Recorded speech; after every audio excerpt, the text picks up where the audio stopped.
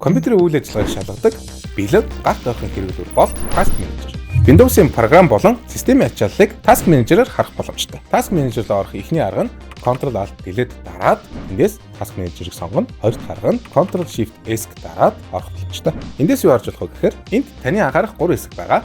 Тэр нь Processes, Performance, бас Startup Apps. Processes хэсгээс тухайн програм нь хэр их CPU, RAM, диск хэрэглэж байгааг харах боломжтой.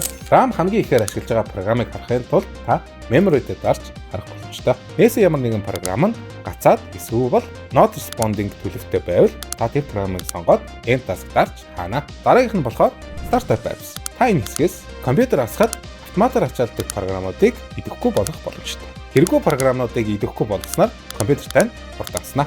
Тоглож байхад компьютер тань хэр их ачаалж байгааг харахыг хүсвэл performance руу орж хараарай. Энэ хэсэгт CPU хэр ихээр ачаалж байгааг харж болно. Түүнээс гадна core thread болгоны ачааллыг тус нь харъя гэвэл change graph to logical processor болохоор memory хэсэгт RAM-ны хэрэглээ болон RAM-ны хурдыг харах боломжтой. GPU хэсэгт график картны температур, ачаалал, холбоотой мэдээллүүдийг харж болдог. Windows үйлдвэрлэлийн системээр Task Manager нь хамгийн энгийн боловч хүчирхэг хэрэглүүр учир сурахад илүүдэхгүй.